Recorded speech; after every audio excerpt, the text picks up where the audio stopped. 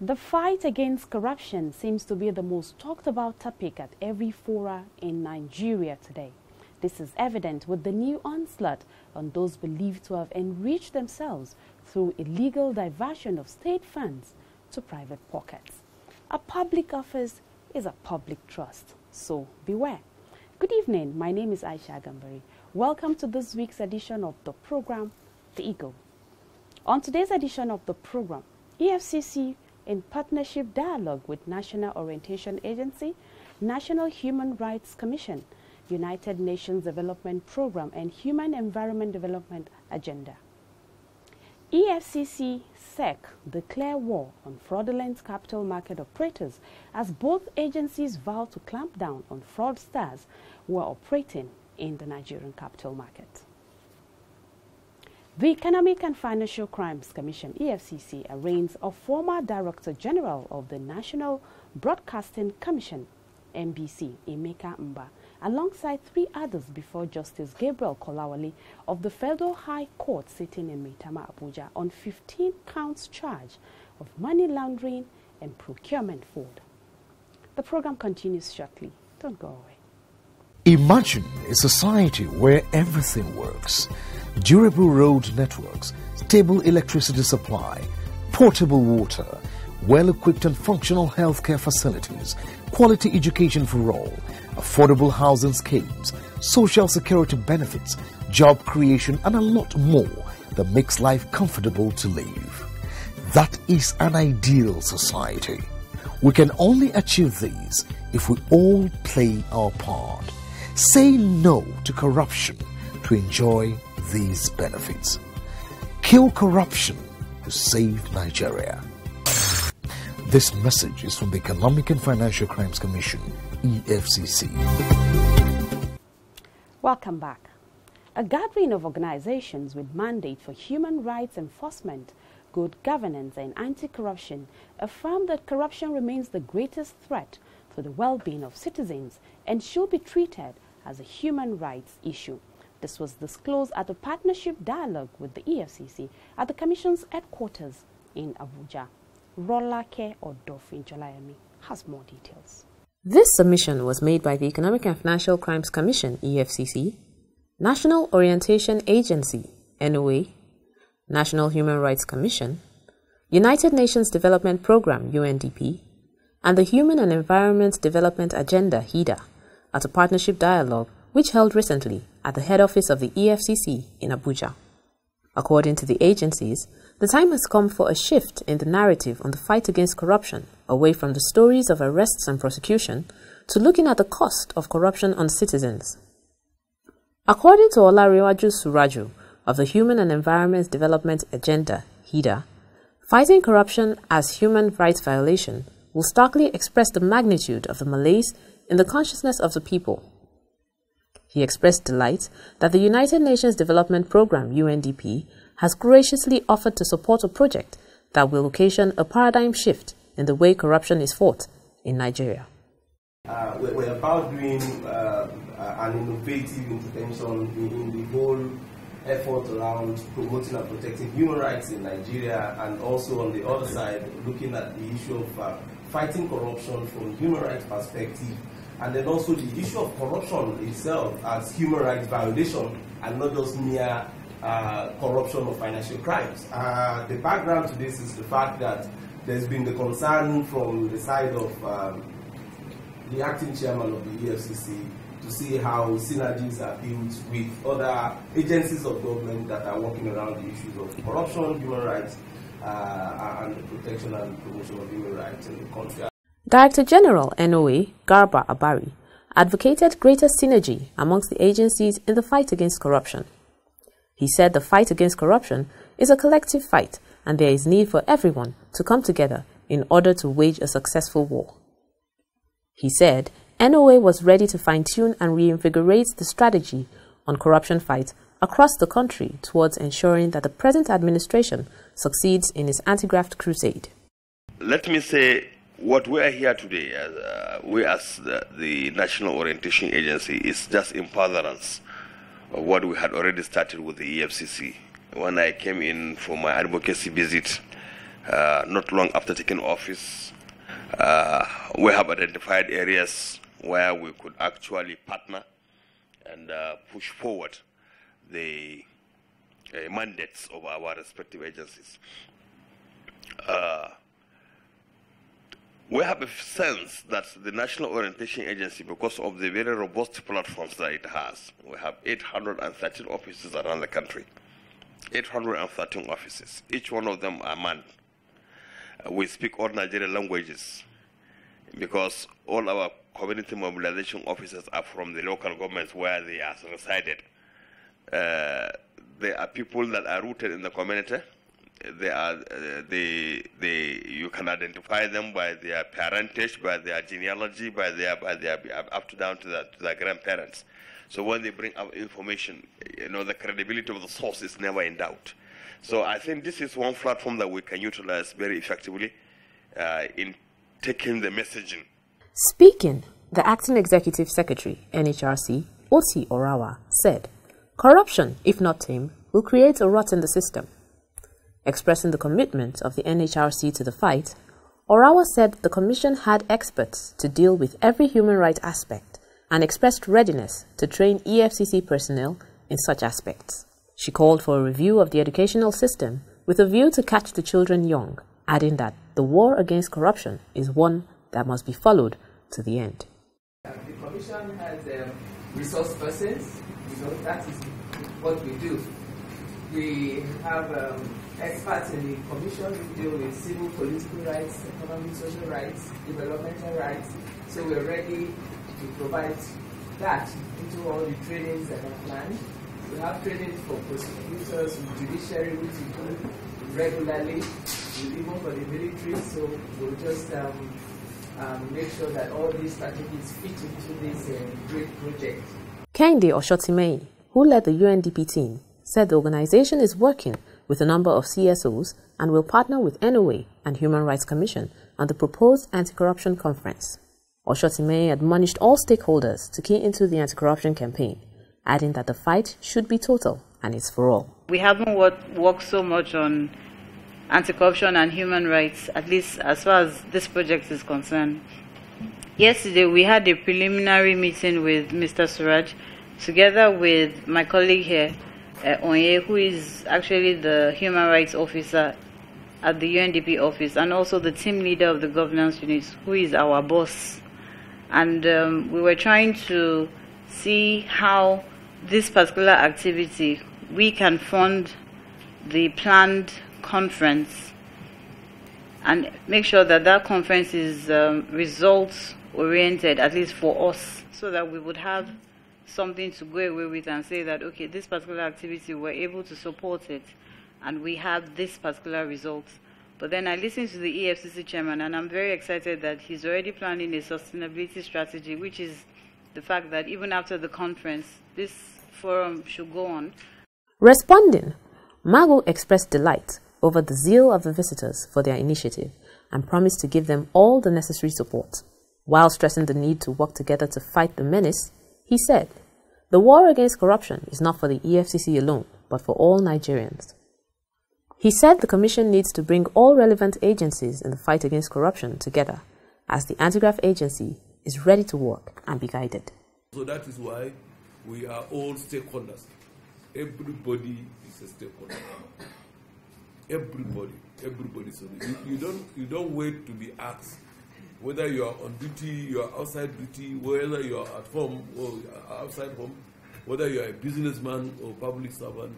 You have a duty you have a responsibility to get rid of corruption, because corruption affects everything.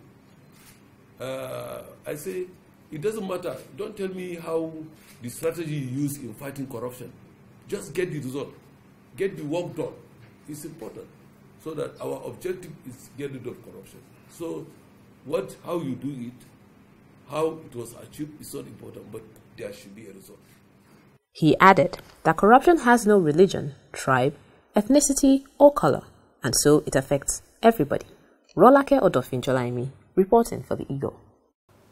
Thank you, Rolake. In our next report, the Economic and Financial Crimes Commission, EFCC, and the Security and Exchange Commission, SEC, declare war on fraudulent capital market operators as both agencies vow to clamp down on operators in the Nigerian capital markets. Rolake again has the report.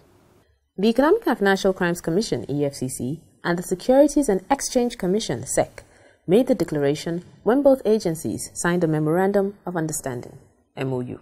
Ibrahim Magu, acting chairman, EFCC, and his SEC counterpart, Munir Gwarzo, signed the MOU, which is to foster cooperation between the two agencies at the EFCC head office in Abuja. The collaboration will see the EFCC provide law enforcement muscle to give bite to SEC's regulatory mandate in the capital market. Magu stressed the need for both agencies to pool resources together in dealing with the menace of Ponzi schemes, which many Nigerians are currently at the mercy. Gwarzo, on his part, declared that the signing of the MOU will send a strong warning to fraudsters, adding that any operator of the capital markets that crosses the red line will certainly be dealt with. Largely, the MOU is to enhance our working relationships in terms of enforcement actions. Our law clearly mandates us to look at civil cases, but people know that most of the cases in the market have some criminal element, and we at SEC, we cannot pursue criminal element, and that's why our partnership with EFCC is very critical. The MOU that we just signed today is also very important. In the past, we've had a relationship with EFCC, but this is the first time in the history of our collaboration that we are signing an MOU. And more importantly, we've also agreed that we're going to create a desk with EFCC.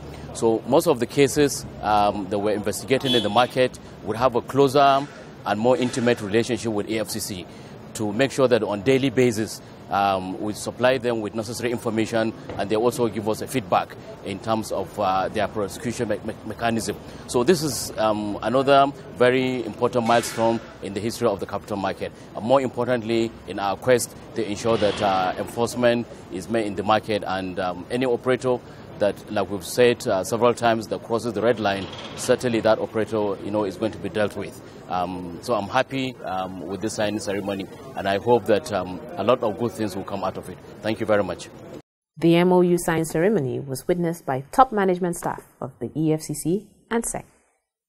With this synergy, it is believed that there will be no hiding place for fraudsters who capitalize on the innocence of the victims to swindle them through fictitious Ponzi schemes. Rolake Odofinjolaimi, reporting for the Eagle. Glad to have you join us again. The program is The Eagle, coming to you from the stables of the Economic and Financial Crimes Commission, EFCC. You too can be part of this program by joining us on our social media portals at Official EFCC across all the social media networks. Moving on, in what seems a plan to frustrate his trial, Joshua Dariye, former governor of Plateau State, who is facing a 23-count charge at the Federal Capital Territory High Court in Gudu, Abuja, has accused the trial judge, Justice Adebukola Banjoko, of undisguised bias. Dariye has been prosecuted by the Economic and Financial Crimes Commission, EFCC, for allegedly diverting about 1.6 billion naira from the state's ecological fund to private companies and individuals. Golden Agu has these and other reports on ongoing trials of former state governors. The report. Dariye's trial resumed on January 25, 2016, after the Supreme Court on February 27, 2015 dismissed his appeal to quash the charges and ordered Dariye's expeditious trial. The prosecution had on June 6, 2016 closed its case against him after presenting 10 witnesses, including Peter Clark, a retired detective constable with the UK Metropolitan Police, who investigated money laundering charges against him in the UK. Clark, on May 9, 2016, while being led in evidence by prosecution counsel Rotimi Jacobs SAN, told the court that Dariye remained a fugitive, having jumped bail in the UK, and that the fraud charges against him were still pending there. Several documents detailing the diversion of the state's funds to Barclays Bank in the UK were among exhibits presented in court. Dariye's defense team, led by GS Paul SAN, opened its defense on June 17, 2016, with Adonia Roberts, a former staff of the defunct All States Trust Bank, admitting under cross-examination that Dariye illegally operated an account with the bank in the name of Ebenezer Retnan Ventures, a company to which parts of the ecological funds were diverted. The trial could not go on December 9, 2016, as a result of the absence of a defense witness, prompting the judge to adjourn to December 13, 2016. Paul, though not in court, was represented by Fidelis Capo. Capo had told the court that the court's bailiff was unable to serve their witnesses the summons because they were not reachable. At the sitting on December 13, 2016, Justice Banjoko also had to adjourn to January 18, 2017 at the request of Paul, who told the court that he intended to present 2 more witnesses, which he was yet to get in touch with. He had also forwarded 2 motions to the court meant for hearing. Jacobs had visibly expressed his discontent at the decision to adjourn, accusing Paul of deliberately acting to delay the trial. The trial judge, who had to step in to calm frayed nerves, however, cautioned the prosecution, noting that the defense deserves to be given ample time to make its case, and a speedy trial is not having a speedy acquittal or conviction, but is based on the merit of what is put before the court. However, at the resumed sitting on January 18, 2017, Justice Banjoko could not hear the motions because they are not ripe for hearing. She also revealed that a letter waiting for directive of the Chief Judge had been received by the court, thus halting the day's proceedings. The said letter, which was at the instance of Dariye, was titled Application for Transfer on Grounds of Manifest and Undisguised Bias, dated December 13, 2016, and addressed to the Chief Judge of the Federal Capital Territory High Court, Abuja, with the seal of the Nigeria Senate, where he serves as Chairman, Senate Committee on Public Procurement. Dariye alleged that the trial judge has not found it easy to conceal her anger that he dared to pursue an appeal against her ruling up to the Supreme Court, adding that his counsel and himself could only watch helplessly as events unfolded in court. Making reference to the proceeding where Clark testified against Dariye, which dealt a huge chink in his armor, the defendant accused the judge of allowing the prosecution time to bring a witness from the United Kingdom. While Paul was copied in the letter sent to the FCT Chief Judge, the prosecution, represented by Adeniyi Adebisi, was not copied, causing him to express concern. Paul, however, noted that the letter was from the defendant himself and meant as an administrative machinery as a way of asking, and that the motions filed before the court constituted a judicial process that needed to be attended to. Justice Banjoko thereafter adjourned tentatively to February 15, 2017 for hearing of the applications, once again citing the import of Dariye's letter. Golden Agu, reporting for the Eagle.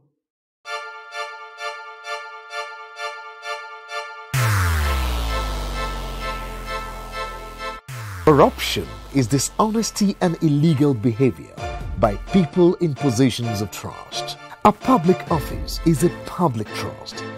Do not abuse positions of trust for private gains. Stay away from corruption. Nigeria is a great nation, and it is our responsibility to make the country greater. If you notice any act of corruption, please report to the EFCC via info@efccnigeria.org or call 09 904 4751 or 09 904 4752.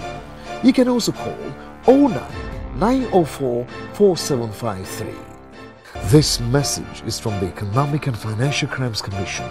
EFCC. And still on court matters, the Economic and Financial Crimes Commission, EFCC, arraigns a former Director General of National Broadcasting Commission, NBC, Emeka Mba, alongside 3 others before Justice Gabriel Kolawole of the Federal High Court sitting in Maitama, Abuja, on 15 counts charge of money laundering and procurement fraud. Golden Agu was there and now brings the report. Mba was arraigned alongside a former Director of Finance, NBC, Patrick Are, Basil Udotai, who trades in the name and style of Technology Advisor, and Babatunji Amure, who trades in the name and style of Divine Partners. They were alleged to have at various times connived and transferred a total sum of 2.8 billion naira from the account of NBC through various proxies for their personal gains. Mba was also alleged to have used his office as NBC Director General to award contracts without following due procurement process. Shortly before the defendants took their plea, counsel to the 4th defendant, E.C. Ami, asked the court for a short adjournment to enable him respond to the counter-affidavit filed by the prosecution. Counsel to the EFCC, Ben S. Ikali, said that the defense should rather be concerned with the courts granting the defendants bail on such conditions that will enable them attend trial. Justice Kolawole, after listening to both counsel, said that there is no need to speculate on the court proceedings since the judicial process requires the defendants to take their plea before there can be hearing on bail application. He therefore ordered that the charges be read to the defendants for them to enter their plea. The defendants pleaded not guilty when the charges were read to them. In view of their pleas, Ikali expressed readiness to commence trial immediately. Mba's counsel, S.I. Ame, moved a motion for bail of his client, but could not go far when the judge suggested that rather than wasting the time of the court on arguments, counsel to all parties should take an hour break to go agree on terms of the bail. At the resumed sitting after the break, the parties agreed that the defendants should continue with the administrative bail earlier granted them by the EFCC. However, Ikali noted that the conditions of the administrative bail had no monetary consequences attached to it. He said the sureties might not have anything to lose in the event of the defendants jumping bail. He urged the court to add a sum to protect the interests of the prosecution in the event the accused jumps bail. Justice Kolawole thereafter ruled that the defendants should continue on the earlier bail terms, adding a sum of 50 million naira against each defendant. The defendants are to produce one surety each who must have landed property anywhere in Nigeria. Their international passports, which they earlier submitted to the EFCC, should be transferred to the court. He ordered that the condition given must be met within 14 days, failure of which the defendants would be remanded in prison custody. The matter has been adjourned to February 28, 2017 for commencement of trial. Golden Agu reporting for the Eagle.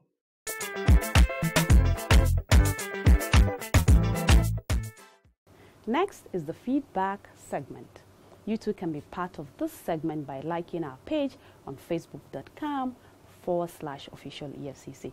You can also drop your comments via the Eagle at efccnigeria.org or follow us on Twitter at official EFCC. And to watch our videos, just click youtube.com/official EFCC. Let us take a look at some activities trending on our social portal. One Ali Abubakar Ali dropped a comment via Facebook, and it goes, "We're proud of you officers. Let's join hands to kill corruption and put an end to all sorts of crime." End of quote. Haruna Sabo Sambo also joined the forum. He said, and I quote, "Congratulations.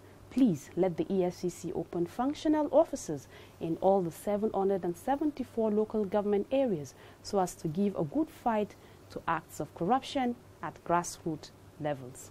End of quote. And lastly, Ayuade Ademoroti is asking people protesting in support of those accused of corruption to desist from such acts. Thank you all for taking out time to drop your comments. Please keep them coming.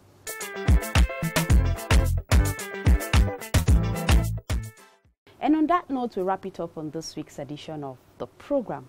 See you same time next week and on same station for another interesting edition. My name is Aisha Gambaru. Remember to stay away from graft, as every act of corruption you perpetrate will definitely be traced back to you and you will face the consequences. Thank you for watching. God bless Nigeria.